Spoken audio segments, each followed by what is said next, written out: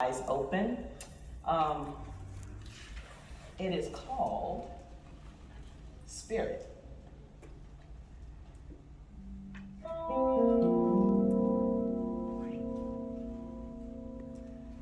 Uplifting soul magnified by 1,000 words.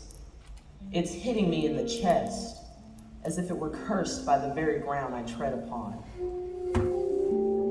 My soul is tired, yet hungry, starving for a revelation, or maybe a praying that makes things all better. I've lost control of my mind. It's not connected with itself. I wind down the echoes to hear the refrain. Pieces of me make sense, others do not. I place these thoughts ever so carefully in a box, wrapped with pretty string. I hate it. The vibe sickens me. And now I placate to the rhythms of logic and the music of lost souls. I dance around tiny umbrellas, crying in the rain. My spirit is gone. It's left me in the dust along with everything else. It said it was also tired of the echoes. So I sit in this room, all alone, listening for the lost souls.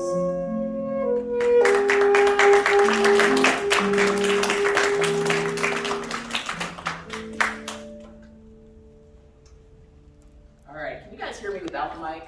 Does it matter? Is it better this way? Yes. Okay. All right, so this next one is the actual title of this book. It's called Eyes Open. I finally decided to open my eyes. The light was blinding, but I didn't let it steer me off course. I sat in it for a while. I allowed the quiet and the brightness to bathe over me like an ocean, and I let it cool around me like a puddle.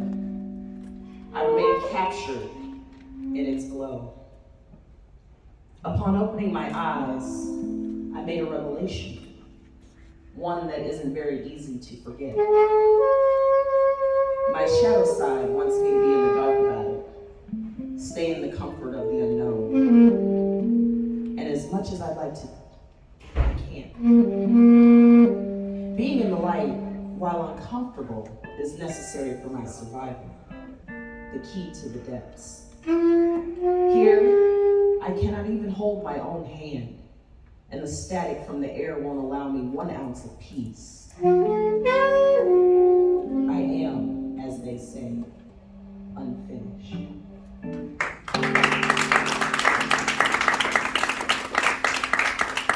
How y'all feeling out there? Y'all still alive? Yeah. What y'all think of this music? That was good. All right, we about to get into the meat and potatoes of this thing. I don't think I remember the poems I told them. Oops. Last one like butterfly. Oh, okay, so we'll do that after this one, or after the second. Yeah, okay. Hi guys, we're back. All right, I wanted to read, there was an African proverb that I saw while I was kind of writing this book, and it really spoke to me because when people start to go through things, when they have bad relationships, things of that nature, sometimes you tend to get bitter, and sometimes you want to, I don't know, take it out on the other person. And I wanted to be the person that could honestly say, while it hurt, I wasn't gonna be negative or beat down other people. So this proverb says, when a woman is stung by a bee, she does not destroy all beehives.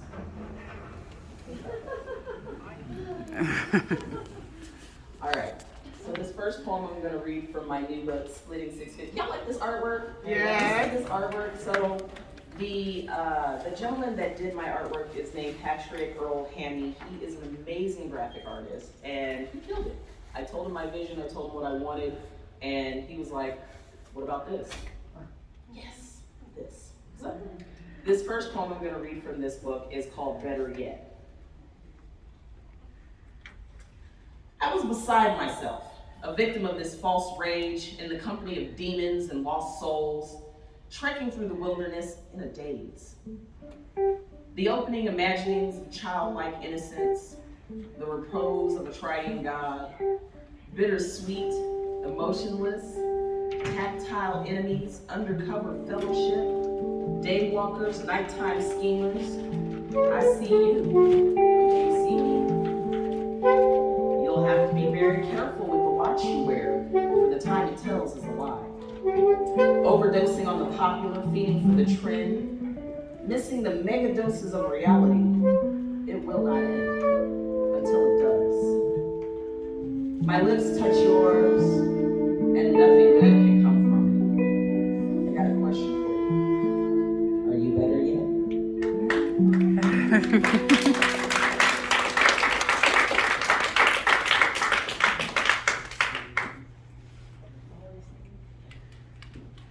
So I do this thing with my poems where,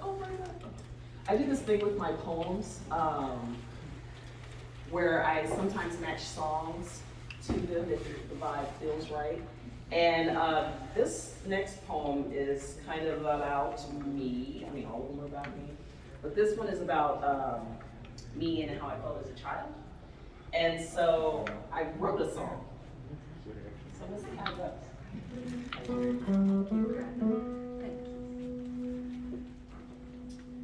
Butterfly,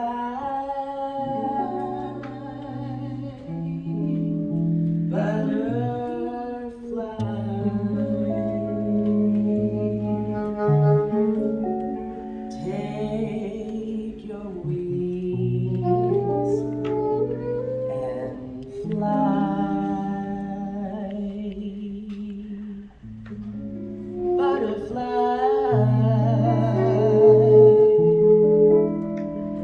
Butterfly,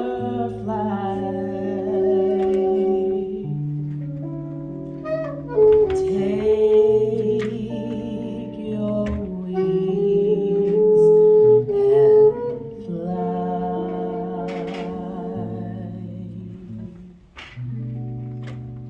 She was a child, young, innocent, and free. She was forced to start her cocoon too soon.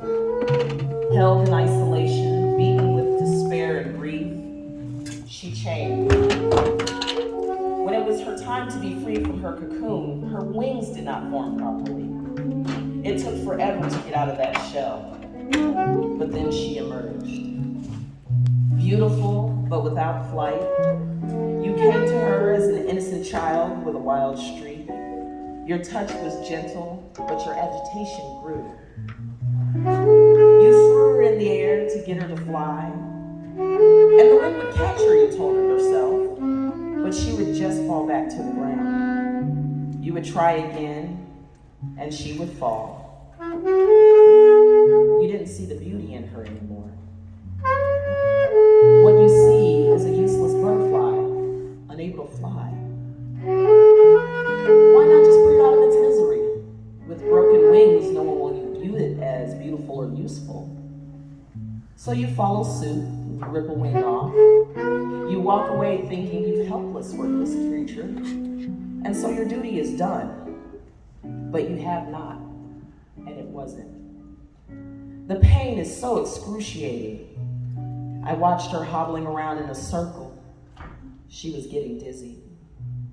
The world is spinning out of control. Where is her swaddling place?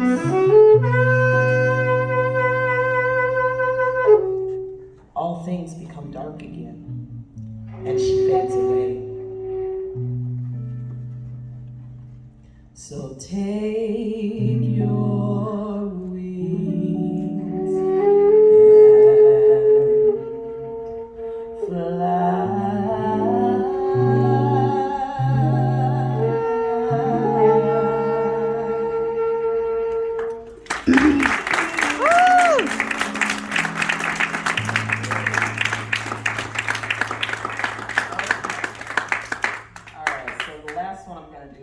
Before I open it up for questions, is the title of the book. Star, I need your help with the last part. Okay. Maybe. Okay. All right. So this is called splitting 650. You have me all the way twisted. Screaming and yelling about injustice you're suffering from, having to take care of your responsibilities. Did you think you could just walk away? Leave it all up to me and not have to pay? I spent years begging you for a fair shot in this game. So many hurt memories, lies, and shame. What were those words you spit to me that day the lawyers came into view? Take that $200 you tried to hide, and you and the kids live off that since you want to act brand new. I'm raising our kids alone. I'm recovering from a stroke. I have no job now. You refuse to pay any bills, and I'm trying to be slick. Boy, how? How about I'm trying to survive because you walked away? And it almost broke my spirit. You really hurt my heart that day. But then I realized who was watching me. My, how tables have turned. You turn your nose up at me like the stick should make me feel the burn. You lost your #1 draft pick over a few pennies, talking to all your homeboys trying to get the skinny. What can you do now? I survived your pain. Maybe you should follow your own advice and stay in your own lane. I won't be bitter or cut you down or spill your name. Nope, I'm gonna fix my crown. Feel a little giddy, cause at least I can say I ain't splitting 650. I walked through the muck and mire to see that my babies and I would be okay. Had folks coming out the woodworks to show me it would be a brighter day. So now you're saying I'm a bad parent, but I'm the one carrying the entire load, and my attitude is shifty? That's all right, boo. Because at least I ain't splitting 650. Talk about me like a dog, put curses on me. Well, I'm coming for the clothes from Panda, Backstreet Boy, Nicolas Cage, and they damn mom. Y'all be sitting around y'all little fire laughing because you just got paid. Truly mad about life because I didn't throw shade. You couldn't afford me when you had me, and that was supposed to be my fault. Mine all those years while you kept your heart locked and alone. I gave you my all, and that wasn't free. So you and the 2 musketeers can stay mad because y'all still splitting that 650. You're not enough was what I always got. Had me feeling bad about myself and what I felt I was not. You gave yourself to everyone but me. Still got the nerve to be upset. Maybe it's because y'all still splitting that 650. Buck up, baby, your freedom papers have arrived. You can keep on walking. Keep it on the sunny side. The shine I got now is blinding you, and that ain't my fault. I gave and I gave and I gave till you shut me out. It was a lesson well learned, as I'm sure you will soon see. Ready to start? Yes. Cause there may be bugs On some of you mugs, but it ain't. But at least I ain't splitting 650.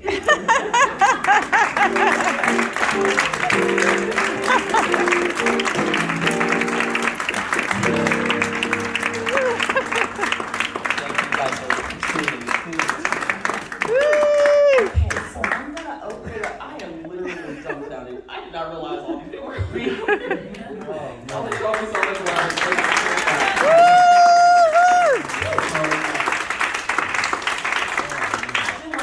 Because my babies rarely ever come to my events, mainly because we've all got so many things going on, and I'm missing one child because she's not feeling well. But my boys, I know they're not gonna stand up, and they're gonna probably be like, "Don't do it, Mom, don't do it." But if y'all don't know, you need to understand. My babies are my heart, my soul. They are the reason I get up every morning and do what I do, and I couldn't do anything without them. I'm so grateful to be their mom. So my babies, Ian and Josh, and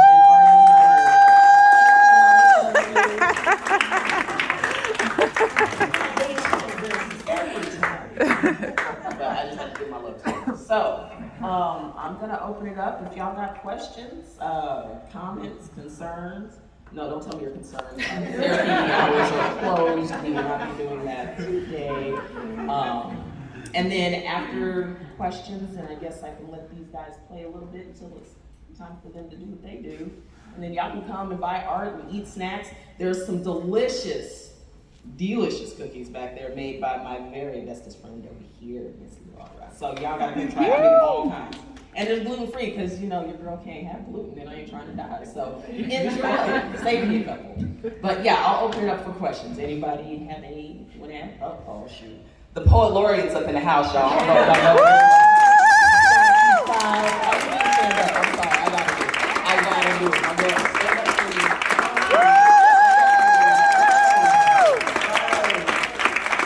Y'all just don't understand what this means for you to see our poet laureate here, a sister, doing her thing. Yes. She's killing it out here. Y'all really give it up. Yes.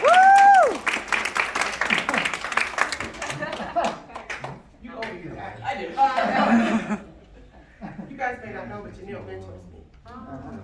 So my question to you is, how do you write so freely about love? Father. Astrid. I don't know if it's me just writing so freely about love more than it's just me wanting to be honest with myself. You know, that has been my motto since I can remember. If I can't be honest with myself, I can't be honest with anybody else. So if I'm gonna love myself, then I have to be honest about it. You know, and if I can't love myself, again, I have to be honest about it, because I can't allow anybody truly into my circle unless I'm okay. And 9 times out of 10, I'm not okay. But that's okay. It's a process. So, yeah. Anybody else? I know y'all was expecting that to be deep. I'm not deep. I'm just kidding. Yes, ma'am. What was your first poem you ever wrote? Ooh. Mm-hmm. Ooh, okay, so it was really jacked up. It was a lot of hateful words, and I don't know. I was in a rough place. My parents had gotten divorced. I didn't quite know how to make sense of that, and I felt like it was my responsibility to carry the weight of everything. And so there was a lot of explicit words, I remember, you know, and as a kid, you know, most kids don't know how to curse. So it was a lot of F this and blank this, and it was completely out of context. So yeah, it didn't really have a title. It was just a bunch of ramblings, but then when I looked back on it, I was like, depressed Janelle. Just kind of pulls that up right there, so. And how has your poetry changed since then? I'm still angry. No, I'm just kidding. I'm just kidding. No, I think it's evolved. It's allowed me to be a little bit more closer to home, closer to my heart. It's allowed me to be a little bit more free and open and honest. And that's hard. It's hard to be vulnerable in anything you do. And so for me, my vulnerability came through mostly through my dancing when I started out. But then I had a stroke and other things happened health-wise, and I couldn't dance anymore. And I still had to get my emotions out. So it came through, actually it didn't come through this yet, through my art. So you'll see a lot of my art that has a lot of emotion built up into it. And then once I realized it was starting to get harder to do art, I was like, well, I ain't got no choice. Like, I mean, you don't really need hands to write. You got dictators now, you're just speaking to your computer or your phone, boom. And so that's kind of what happened. It's just kind of been this transformation and this growing of being vulnerable with myself and others. That's scary. You notice I'm turning and looking at her even though there are all of y'all in this room. So how naked do you have to be in order to stand up in front of people and? Bucky naked. That's the answer. Bucky naked. Be able to. No, I think it just depends on the person. I think it just really truly depends on the person, the level of vulnerability that they need to have. For me, I just choose to go deep because even though I'm not a deep person, I like to be deep. If that makes sense. So, yeah. Oh. Okay, you and then you. Oh, Danielle! It's hard to see people with these dang masks on. I take this off just as the. Yeah. So, it's a hard time right now. There's a lot of people struggling. And there's a lot of healing happening, but there's also a lot of like service trauma. Mhm. So, and I work with a lot of people Yes, deal you with do. that. My friends are dealing with it, I'm dealing with it. What words would you share, given all that you've gone through these last few years? What words of encouragement and wisdom would you share for folks who are struggling? And how can they connect their experience to art to help with that process? Okay. Good question. Daniel. Let's see, I gotta break that down a little bit. I don't know if I have any words of wisdom, because I don't think I'm that smart. I mean, I'm smart on days ending in Q, so that works. It is hard for a lot of people in this day and age, and especially with everything that's going on, and you know, a lot of folks are feeling like they have nowhere to turn, no one to talk to, and a lot of times they don't. For me and my art, and how I choose to deal with things, I'm not confrontational with people, but I'm confrontational with myself. And I think if more people became confrontational with themselves, they would be able to kind of get to the crux and the heart of the matter. Trauma is hard, you know. Facing things that are difficult and talking about things that are hard, no one wants to do that with someone else, because you feel like no one will understand, or you feel like somebody will judge you, or you know, there's a whole myriad of things that could come of it.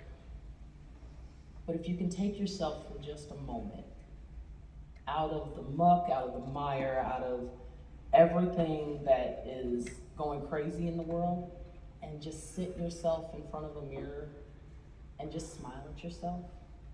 It doesn't have to be for very long, but just smile. It took me 6 years to be able to look at myself in the mirror and actually smile at myself. People don't think that that's a hard thing to do, but I challenge all of you in here, go home and try it. Look at yourself in the mirror and just smile. Don't say anything, don't even think anything, just smile. And I could do it starting off 30 seconds. It was great. And then I started to know that there was like a change, like I felt better. I felt like somebody understood what I was going through. Keep in mind, I'm looking at myself. But it was nice to make that connection, and I think that's what COVID has been doing for a lot of people, is taking them apart from others and then trying to reconnect them with themselves. And I think that's where people are struggling. That's where the trauma is coming up. That's where all of the things that are, you know, starting to cause people to just go a little crazy. It's because they've lost the connection with themselves because they've been giving it to so many people. It's good. So. Wise words. That's it.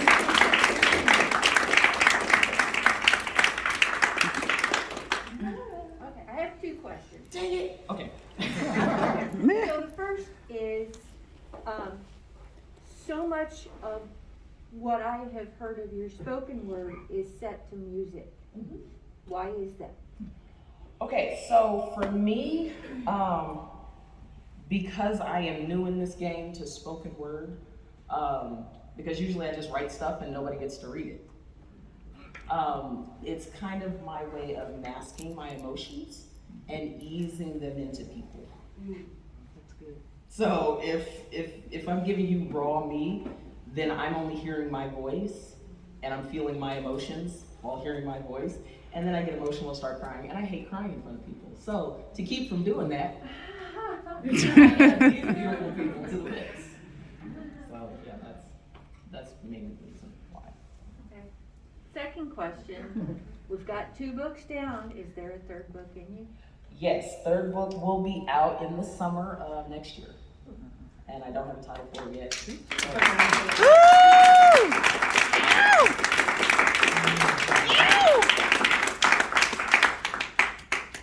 How are we doing on time? Carol, where'd she go? Okay. We're I good? got a question for you. Do you think we should sing happy birthday to you? Yay!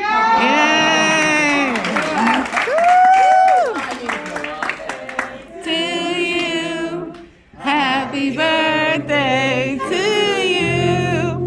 Happy birthday, dear Janelle. Happy birthday to you.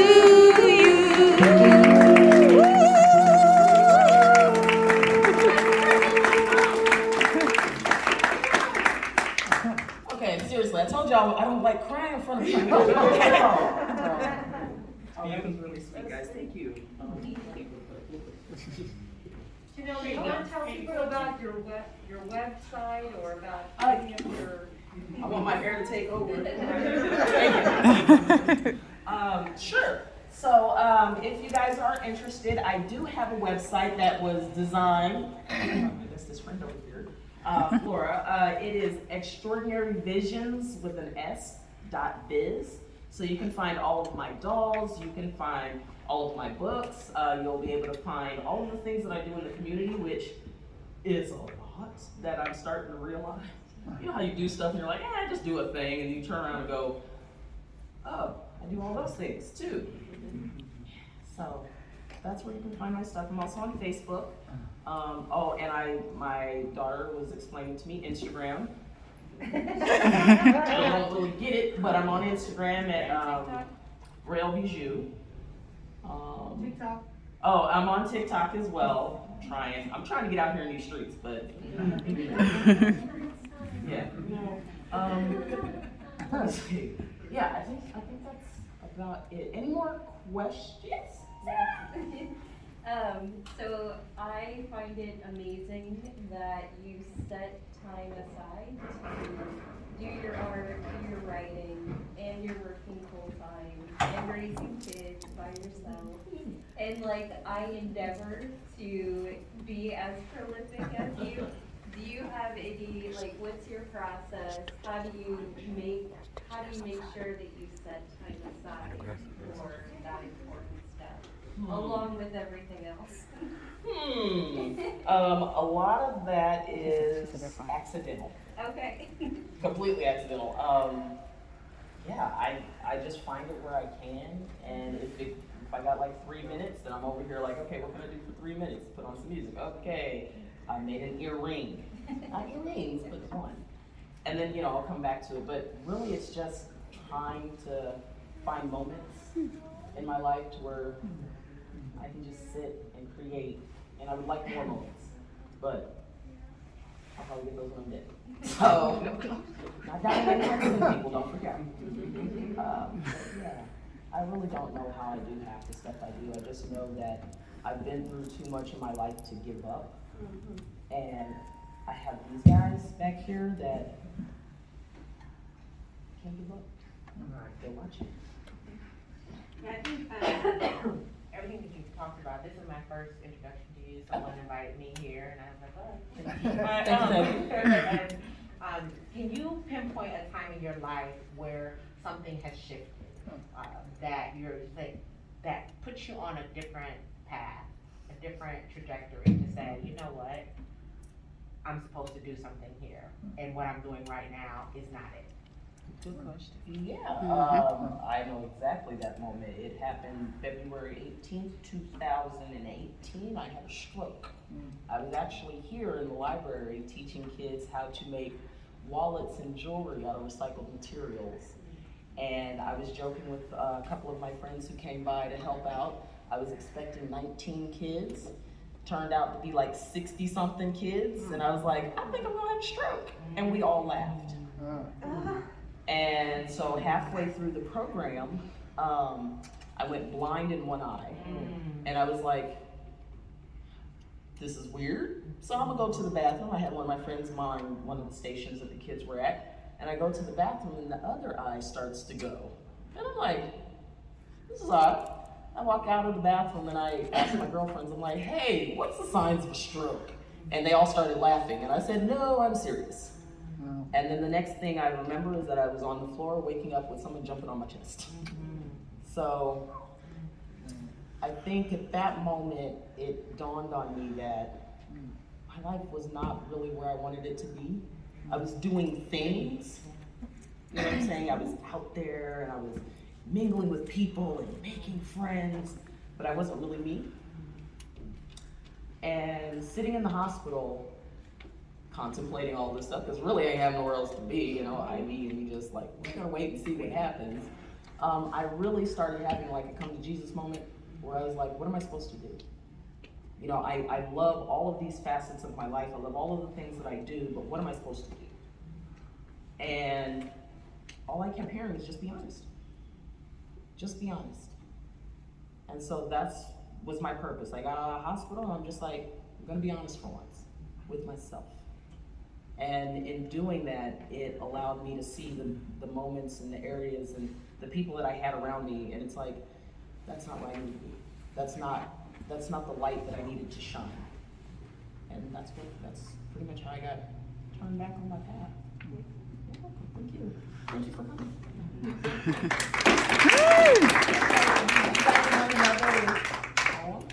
Sure. Yeah. Okay, this is not one from any of my books, it's just one that I like to do.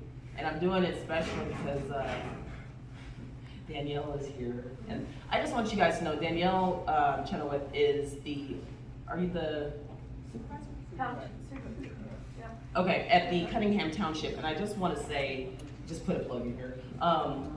Because of the township, she was one of the pivotal people in her group and community that helped my children and I when things kind of went downhill for me, like through my divorce and stroke and all that stuff. And her group, when I tell you guys, they just came out of nowhere and just lifted up my family and got us food and got us a place to live. It was... Love you. Love you. The reason I'm so emotional is because I went to a lot of different places that were supposed to help people in situations like that. And they treated me like a dog. It was insane. I see why people now have the struggle that they do when they go to places for help and they're looked at like they are. And then they're like, we don't want help, but then these places are going, well, these people don't want to be helped. No, they don't want to be treated like dogs. They don't want to be treated like inhumane people. So Danielle and her group are the only ones in this entire city as a group that came and showed love and support and commitment. They are down for this community and they are down for people who are down. And it was insane. So anyways, we did a thing together.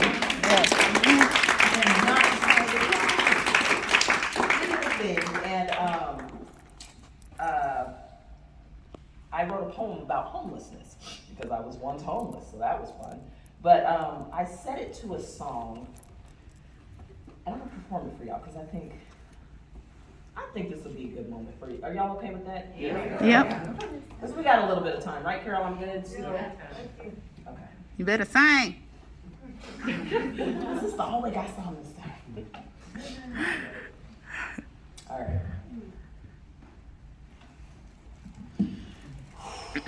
Oh, I haven't done this one in a minute. Hold on. Oh, I might do okay, so I'll do two. Is that okay, y'all? Because I see Yes. my boy Vern in the audience. I gotta do my other one. Okay, so this one's called Homelessness. Southern trees bear a strange fruit, blood on the leaves and blood at the roots, black bodies swinging in the southern breeze, strange fruit hanging from the poplar trees, pastoral scenes of a gallant South, them big bulging eyes and twisted mouth, scent of magnolia, clean and fresh, then the sudden smell of burning flesh. Here is a fruit for the crows to pluck, for the rain to gather, for the wind to sow, for the sun to ride, for the trees to dry. Here is a strange and bitter cry.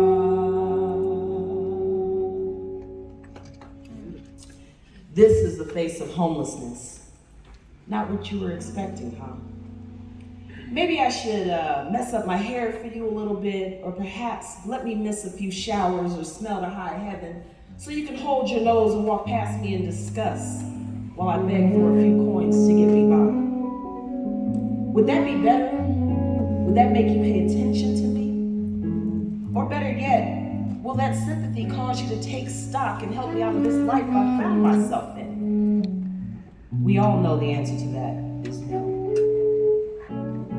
We are all one paycheck from living under a bridge, and yet no one wants to talk about it. We sell our souls for a meal, a place to sleep, or a kind word, but no one seems to care.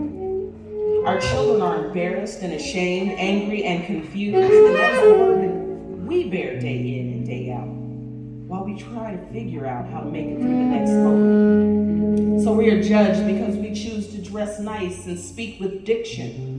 We ask for help and are treated as lowly street dogs looking for scraps. We are marred and labeled and turned away because we don't look the part enough. No one sees the problem because we dress like you do. Never mind that we hit every thrift store or free store just so we can look like you. Just so we can feel like we have a little bit of dignity. And you say there's no homeless problem. This is a story, a novel that is yet to be written in full, and you don't want to hear about it. And some of you turn your nose up at that fact. Daily you walk by a human not knowing if you have no home, no food, children to support, mouths to feed, souls to nourish. You can't see past your Starbucks coffee excursions or your Macy's bags. Never forget you yourself are one paycheck away from switching places with me. The only difference is opportunity. I know if you were in my situation, you'd be looking for compassion and understanding as well. But the question is, will you find it in a world filled with homelessness? I want you to think on it.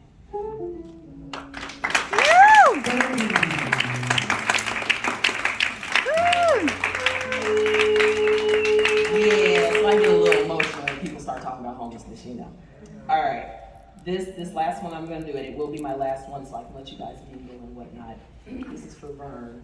I wrote a poem to dance because I am a dancer. I love to dance. I love to move, even if I'm just laying down. Put on some music and I'm moving. That's just who I am. Really? No. So this one's called "Dance I Love You." Okay, I'm gonna see if I can do the song first. Ain't no sunshine when he's gone. It's not warm when he's away. Ain't no sunshine when he's gone. He's always gone too long. Anytime he goes away. I know.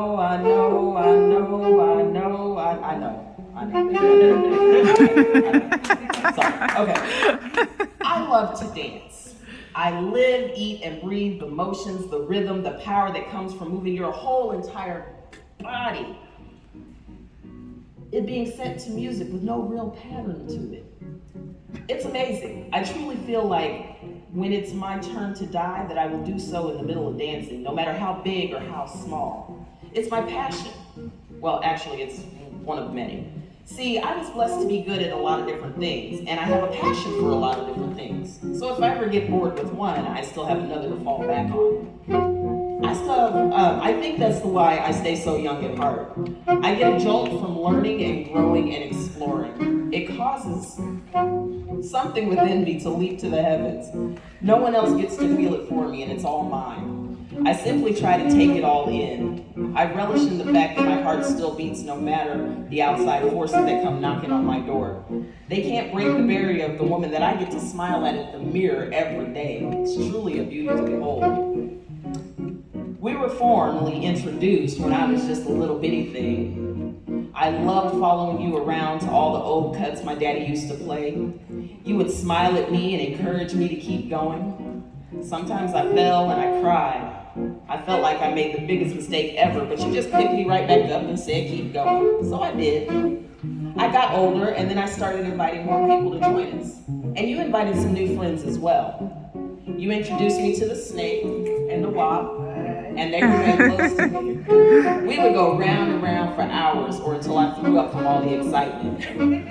You always made me feel so special. I always felt connected to you. Then something bad happened, and I felt lost.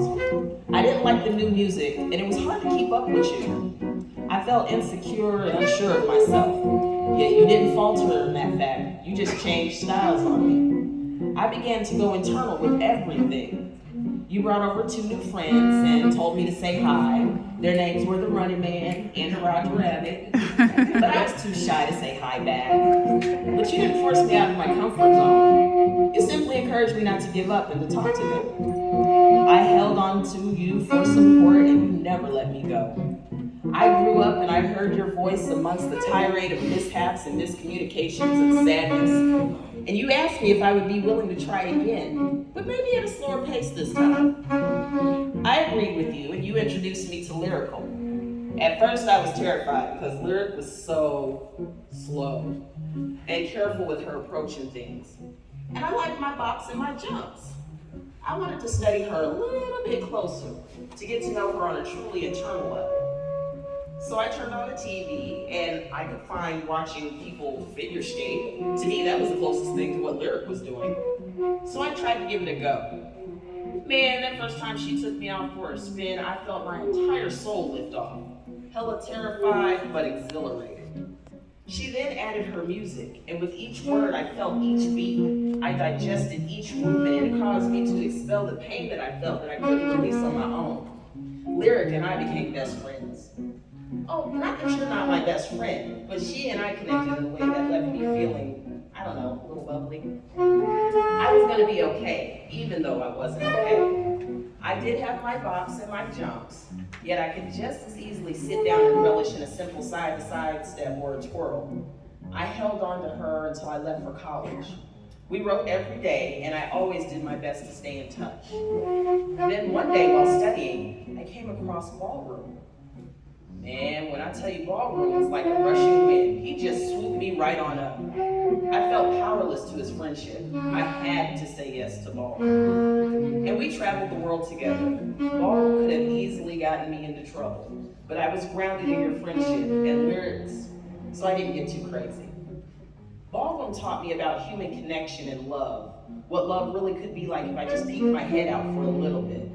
Yeah, Ballroom was dangerous. And Ballroom had so many friends. I was thrown into a completely different circle. Let's see, there was Cha-Cha, she was a wild one boy. Then Jive, he was very hyper. Paso Doble, very demanding. I didn't like him too much. Rumba was sweet, but she seemed a little shifty to me. Samba, I always kept my eye on her. She was always pulling me out of my shell. Viennese waltz and her cousin waltz always had me confused about whether I was coming or going. It was always round and round with those two. I could only take them in very small doses. Foxtrot was more my speed. He was chill and relaxed, never really rocked the boat. And then you had Tango. Man, Tango was the one I could never be alone with. Ballroom, you knew that, and you kept an eye out for me. I grew with Ballroom and his crew for many years, but I never forgot about Lyric or Wop or Snake or Roger Rabbit or the Running Man. They all stayed very close to me.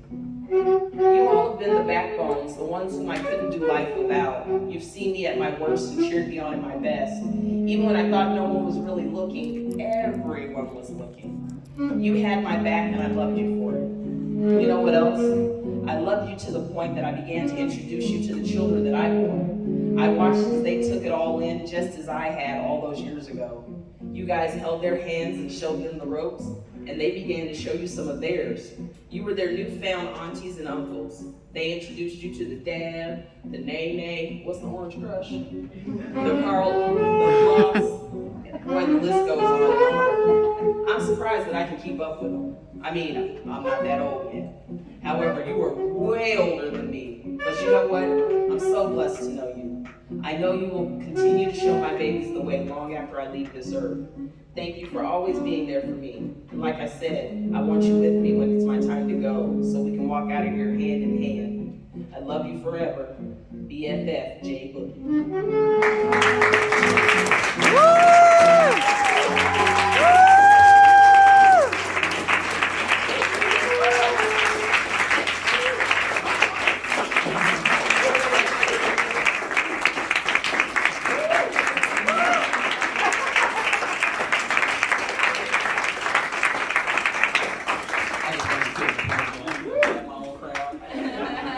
So, please feel free, there are wonderful snacks over here, there's some of my art over here, I'll be back there in just a moment, I have to handle something. And I'll be signing books if you're interested in buying one, and if you guys wanna play for as long as you want, whatever, you guys, please give it up for these two.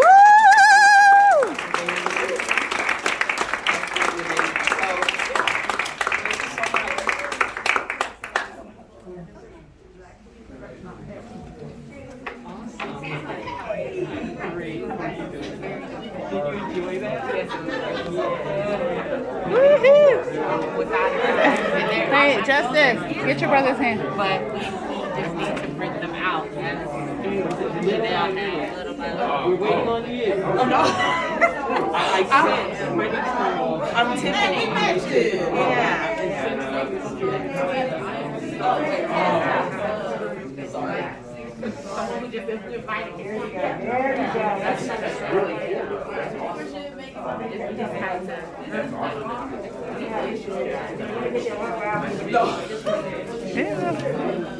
Oh, yeah, I better get that. Y'all went straight for the cookies. Are they? Don't, the ones with the black have nuts, right? He knows that? Okay. So get one. Don't. I know. I can't eat that.